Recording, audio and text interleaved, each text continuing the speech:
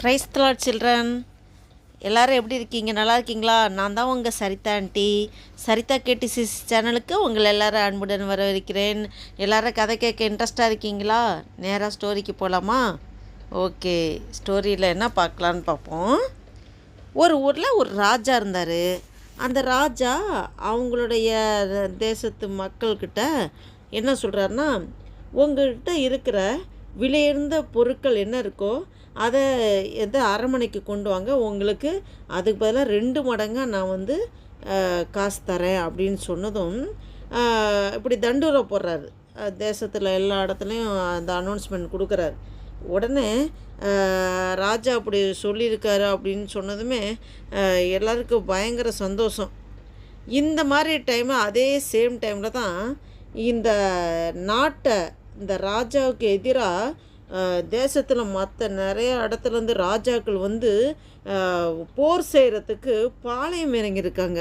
அவங்கெல்லாம் எல்லாம் போர் வீரர்களோட யுத்தம் செய்கிறதுக்கு ரெடியாக இருக்காங்க. போர் தொடுக்கிறதுக்கு பாளையம் இறங்கியிருக்காங்க. இந்த டைமில் ராஜா நிறையா அந்த இந்த மாதிரி விலையுந்த பொருட்களை சேர்க்கணும்னு சொல்லி அனௌன்ஸ்மெண்ட் கொடுக்குறாரு.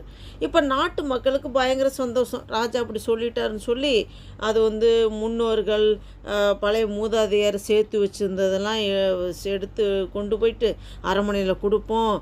அரண்மனையில் கொடுத்தா நமக்கு டபுள் மடங்காக கிடைக்கும்னு சொல்லி அவங்க இந்த பொன் வைடூரியம் விலை உயர்ந்த இந்த திரவியங்கள் இந்த செண்டு வாசனை திரவியங்கள் எல்லாத்தையும் கொண்டு போகிறாங்க. அவங்ககிட்ட கிடைக்கிற எல்லா விலையுயர்ந்த பொருட்கள் எல்லாத்தையும் எடுத்துகிட்டு போயிட்டுருக்காங்க.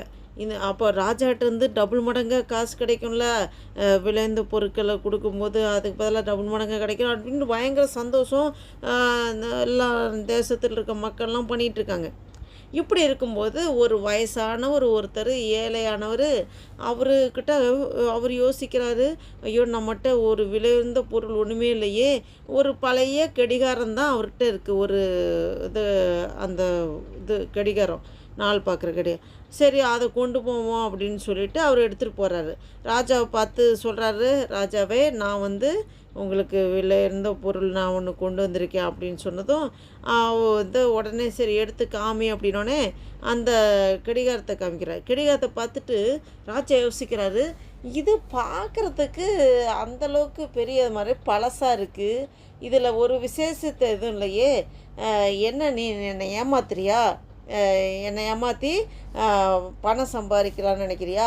நீ என்னை ஏமாற்றி சீட்டிங் பண்ணன்னு தெரிஞ்சுன்னா உன்னை கழுத்தை வெட்டிடுவேன், சிறை சேதம் பண்ணிடுவேன் அப்படின்னு சொல்லி ராஜா சொல்கிறாரு. அப்போ இந்த வயசானவர் சொல்கிறாரு, ராஜாவே நீங்கள் இப்படி நீங்கள் கோவப்படுறீங்க, நான் சொல்கிறத முதல்ல கேளுங்க.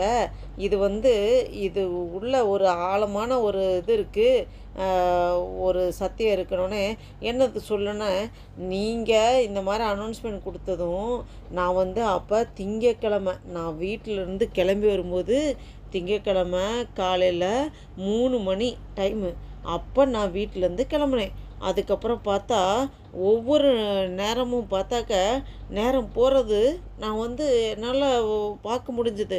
கடிகாரத்தில் டைம் போயிட்டே இருக்குது. நான் அதுக்கப்புறம் சரி இங்கே சேரும்போது இப்போ பார்த்தா வியாழக்கிழமை மதியம் 3 மணி. இங்கே பாருங்கள், எனக்கு உங்ககிட்ட எந்த பொருளும் வேணாம். எனக்கு நீங்கள் உங்கள் அரண்மனையிலேருந்து எந்த ஒரு பொருளும் எனக்கு தர வேணாம்.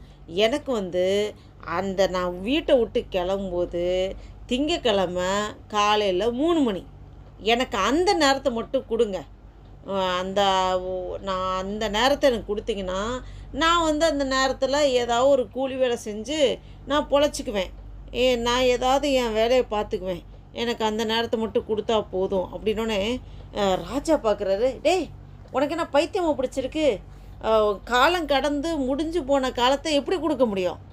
அந்த காலத்தை கேட்குற நீ என்ன உனக்கு புரியலையா அப்படின்னு சொல்லும்போது, ராஜா நீங்கள் என்ன தப்பாக எடுத்துக்காதீங்க, நான் ஒன்று சொல்கிறேன்.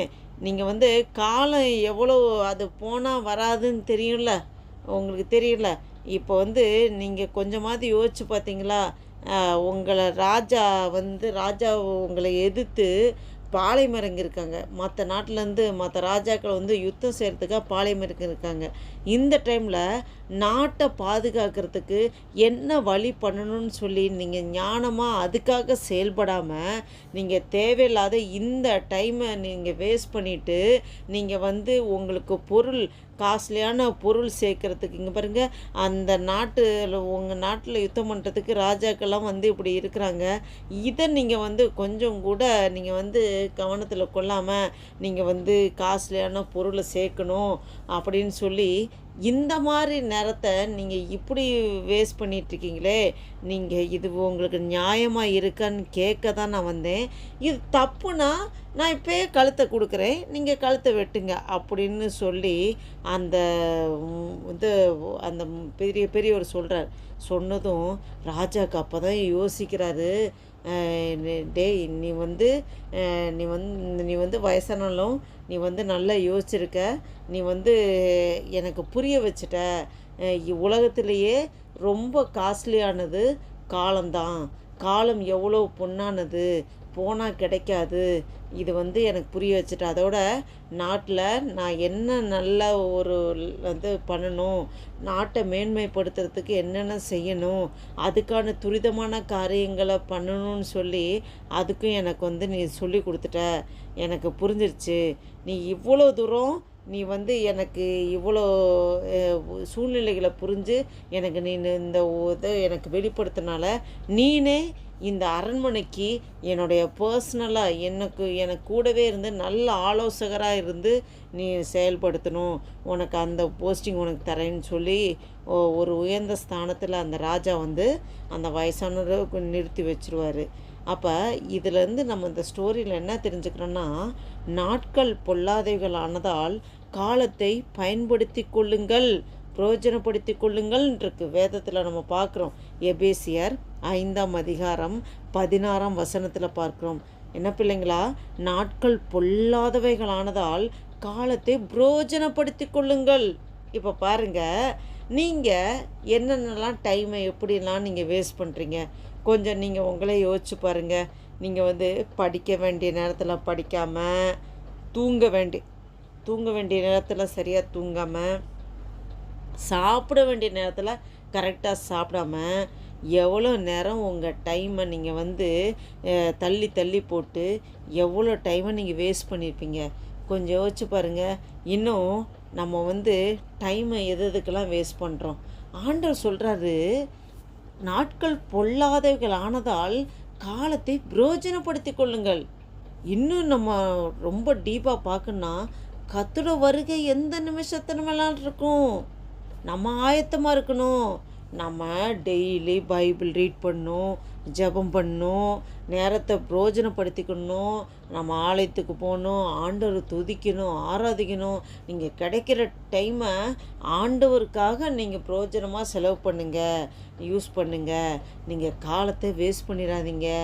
நீங்கள் வந்து காலத்தை ஆண்டவருக்காக கர்த்தரோட காரியங்களில் நீங்கள் ஸ்பெண்ட் பண்ணியிருக்கும்போது, ஆண்டவர் வருகின் போது நம்ம அவரோடு எடுத்துக்கொள்ளப்படும் பாத்திரமாக ஆண்டவர் நம்மளை மாற்றுவார். என்ன பிள்ளைங்களா, நீங்கள் வந்து கர்த்தருக்கு பயந்து ஒவ்வொரு வேலையும் ஞானமாக செய்யணும். ஞானமாக செய்யும்போது கர்த்தர் உங்கள் ஒவ்வொருவரையும் ஆசீர்வதிப்பார். என்ன சில்ட்ரன், நீங்கள் அதுபடி ஃபாலோ பண்ணிங்களா? இனிமேல் டைமை வேஸ்ட் பண்ண மாட்டிங்களா? ஓகே, நீங்கள் இதுபடி ஃபாலோ பண்ணுங்கள். கர்த்தர் உங்களை ஆசீர்வதிப்பார். God bless you. ஆமென்.